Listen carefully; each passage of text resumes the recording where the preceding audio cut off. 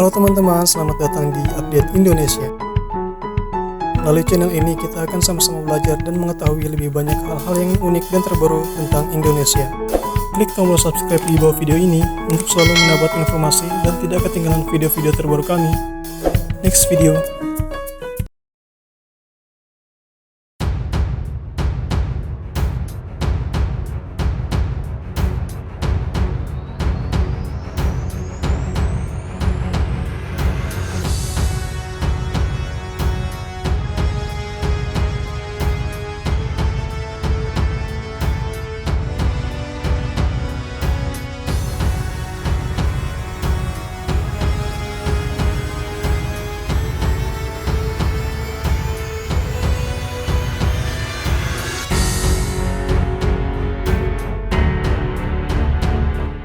Ketegangan Laut Cina Selatan bisa memicu perang dunia.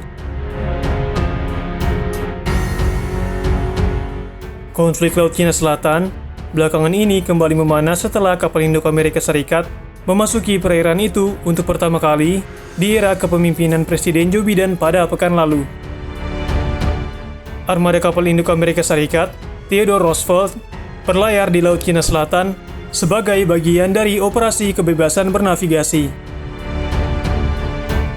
Beijing menyebut latihan rutin Amerika Serikat itu sebagai unjuk kekuatan dan tidak kondusif bagi perdamaian dan stabilitas kawasan.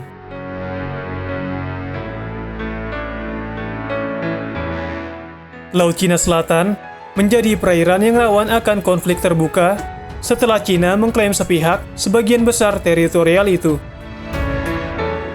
Klaim sepihak Cina atas Laut Cina Selatan bertabrakan dengan wilayah perairan sejumlah negara Asia Tenggara seperti Brunei, Filipina, Malaysia, Singapura, dan Vietnam.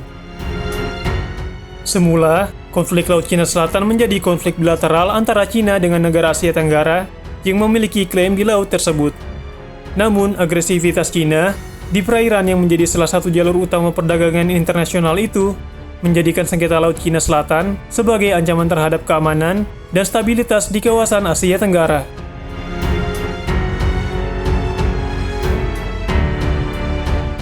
Laut Cina Selatan memang menggiurkan. Perairan itu adalah salah satu pintu gerbang komersial yang krusial bagi sebagian besar industri logistik dunia dan menjadi subwilayah ekonomi strategis di kawasan Indo-Pasifik. Secara geografis, Laut Cina Selatan memainkan peran penting dalam geopolitik Indo-Pasifik yang berbatasan dengan Brunei Darussalam, Kamboja, Cina, Indonesia, Malaysia, Filipina, Singapura, Taiwan, Thailand, dan Vietnam. Selain itu, Laut Cina Selatan juga kaya akan sumber daya dan hasil laut. Meskipun dalam praktiknya cenderung dieksploitasi secara berlebihan.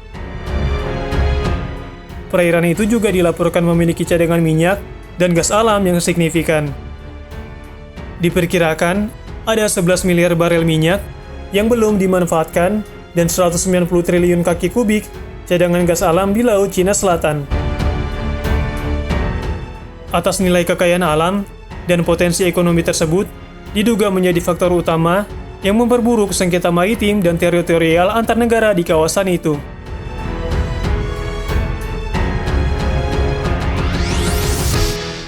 Kementerian Luar Negeri Republik Indonesia menegaskan bahwa Indonesia tidak memiliki sengketa teritorial dengan Cina di Laut Cina Selatan. Meski begitu, manuver puluhan kapal ikan Cina yang kerap kedapatan berlayar di dekat perairan Natuna yang masih menjadi bagian dari zona ekonomi eksklusif Indonesia kerap membuat Jakarta ketar-ketir.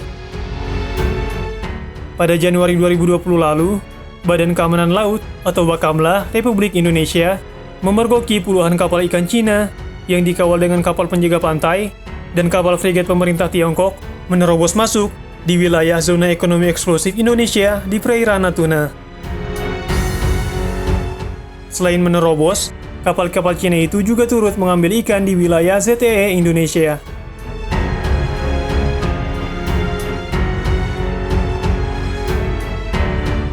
Republik Indonesia telah melayangkan nota protes terhadap Cina.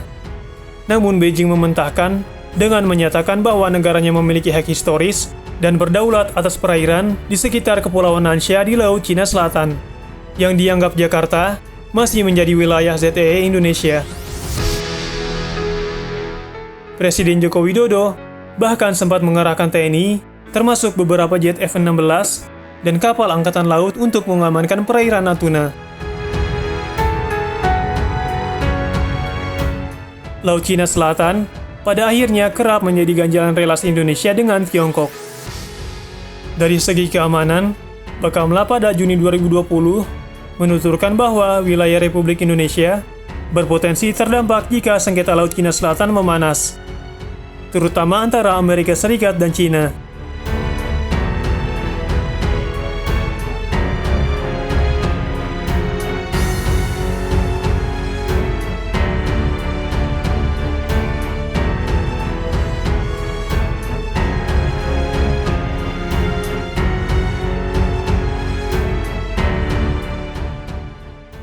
Klik tombol subscribe di bawah video ini untuk selalu mendapat informasi dan tidak ketinggalan video-video terbaru kami.